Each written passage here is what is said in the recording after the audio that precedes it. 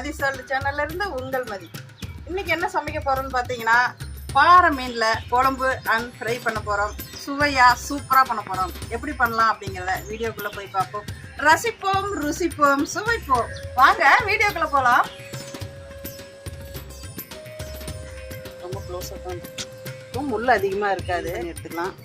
இந்த இடத்துல கருப்பாக இருந்துச்சுன்னா இது நல்லா தேய்ச்சி எடுத்து இவ்வளோதான். கழுவுறது ஈஸி, ரொம்ப ரொம்ப ரொம்ப ஈஸிங்க. மீன் கழுவ தெரியாதவங்க கூட இந்த மீன் வாங்கி நல்லா கழுவி சுத்தம் பண்ணி செஞ்சு சாப்பிட்லாம். அதே மாதிரி பார்த்திங்கன்னா இதுதான் கொழுப்பு இந்த இடத்துல இருக்குது. இதை வந்து நீங்கள் எடுத்து போட்டாதீங்க, இதை அப்படியே சமைச்சிக்கலாம். மீன் கழுவும் போது எப்பயுமே கொஞ்சம் உப்பு போட்டு கழுவலாங்க. உப்பு போட்டு கழுவணும்னா தான் அதில் உள்ள கொஞ்சம் அந்த மாங்கல்லாம் வந்துடும்.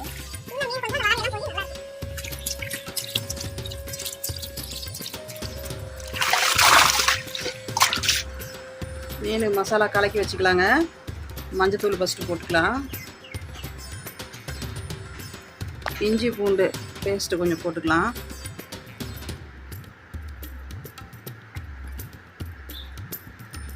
மீன் ஃப்ரை மசாலா கொஞ்சம் போட்டுக்கலாம்.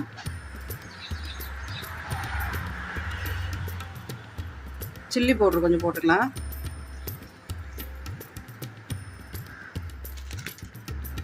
உப்பு தேவையான அளவுக்கு போட்டுக்கலாங்க.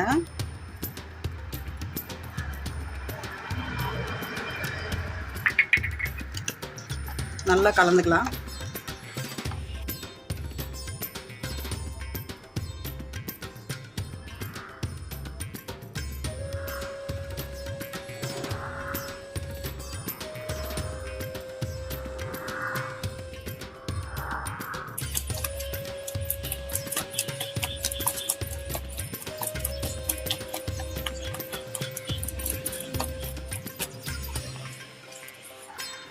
கொஞ்சம் வர வரலே கொஞ்சம் நல்லா கலந்துக்கலாங்க. ஏன்னா இதுலேயே மீன்லேயே தண்ணி விடும்.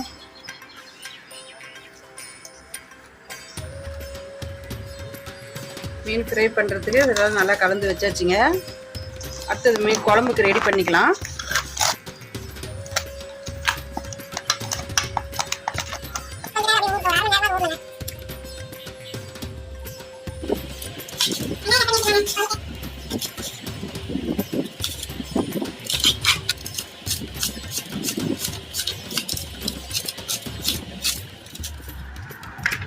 வெங்காயம் கொஞ்சம் சின்ன சின்ன பீஸாகவே அரைஞ்சிக்கலாங்க. சும்மா அப்படியே சும்மா லைட்டாக அப்படி கீரல் மட்டும் போட்டு வச்சிடலாங்க, போதும். எனக்கு கொஞ்சம் இதில் இருக்கிற காரம் மட்டும் இறங்கினா போதும்.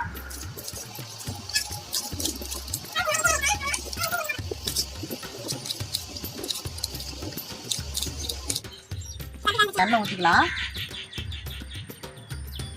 மீன் குழம்பு கொஞ்சம் நிறைய எண்ணெய் ஊற்றிக்கலாம், அப்போ தான் நல்லாயிருக்கும். எண்ணெய் காஞ்சிச்சுங்க. கடுகு ஜீரகம் போட்டுக்கலாம்.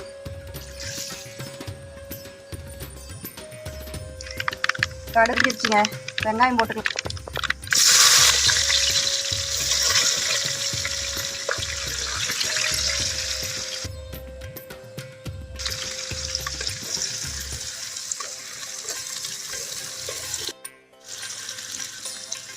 பச்சை கருவேப்பிலை போட்டுக்கலாம்.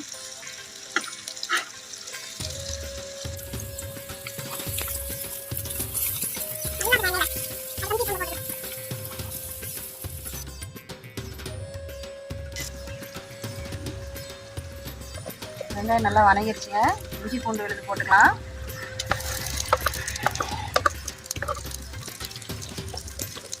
கொஞ்சம் தக்காளி போட்டுக்கலாங்க.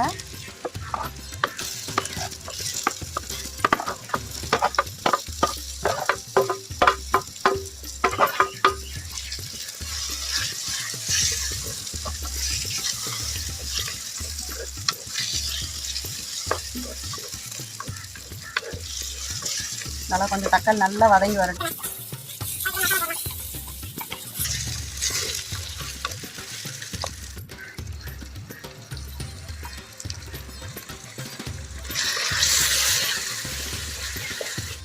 குழம்பு மிளகாத்தூள் கொஞ்சம் போட்டுக்கலாம்.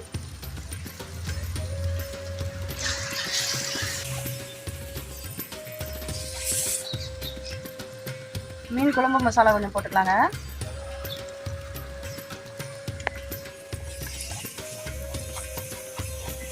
வணங்கட்டும். புளி கரைச்சி ஊற்றிக்கலாம்.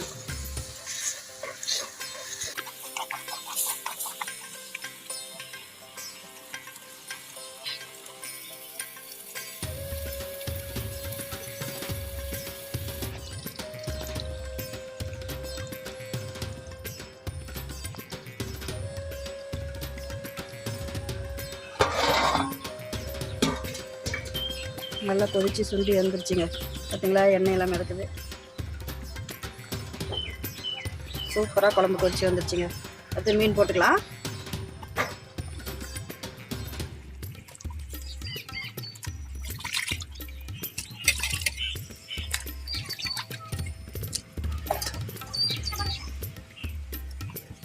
கொஞ்சம்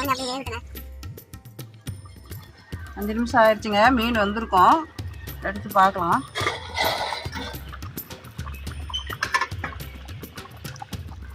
சூப்பராக வந்துருச்சுங்க. பாறை மீனில் சூப்பு குழம்பு வந்துருச்சுங்க.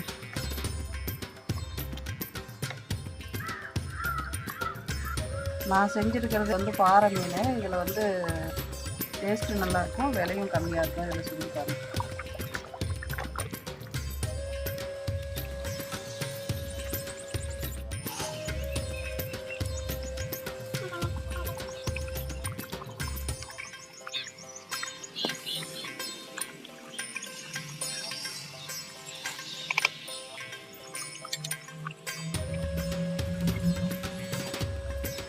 குழம்பு ரெடி ஆயிடுச்சுங்க, கொதிக்க வச்சிடலாம்.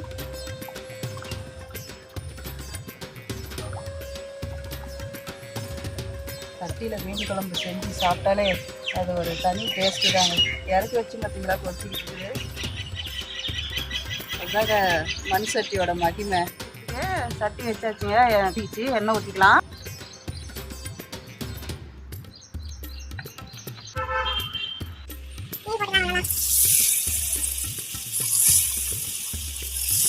மீன் ஒரு பக்கம் வந்துருச்சுங்க, இன்னொரு பக்கம் திருப்பி போட்டுக்கலாம்.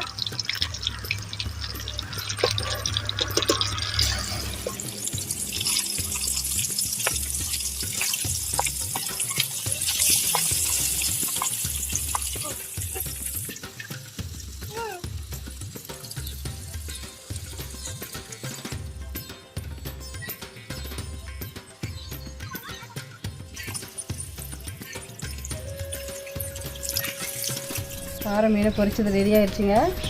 எடுத்து வச்சு சாப்பிட்றோம். சாப்பிட்டு டேஸ்ட் எப்படி இருக்குதுன்னு சொல்கிறேன். குழம்பு ரெடி ஆயிடுச்சு. குழம்பு பார்த்தீங்களா, அப்படியே தக தக தகன்னு. இப்பயே மீன் வாங்கி செஞ்சு சாப்பிடணும் போல் இருக்குது இல்லைங்களா?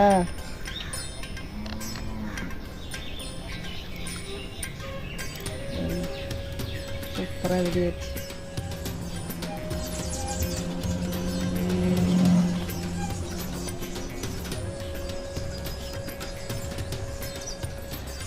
சாப்பிடுவோங்க. அடுத்து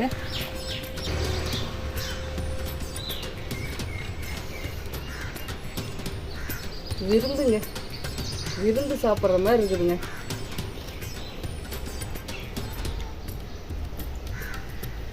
என்ன டேஸ்ட்டு, செம்ம டேஸ்ட்டுங்க. இதே மெத்தட்லேயே நீங்கள் செய்யுங்களேன்.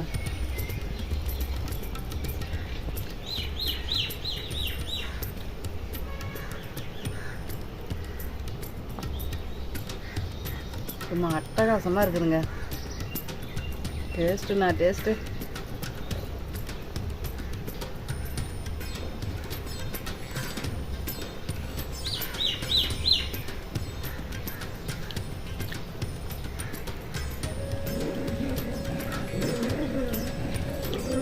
உங்களுக்கெல்லாம் கூட இந்த மாதிரி செஞ்சு கொடுக்கணும்னு ஆசை வருதுங்க. அந்த மாதிரி ஒரு டேஸ்ட்டாக இருக்குது.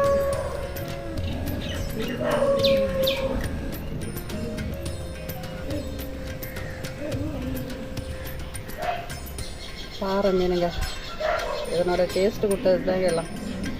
அந்த மாதிரி சுவையாக இருக்குங்க.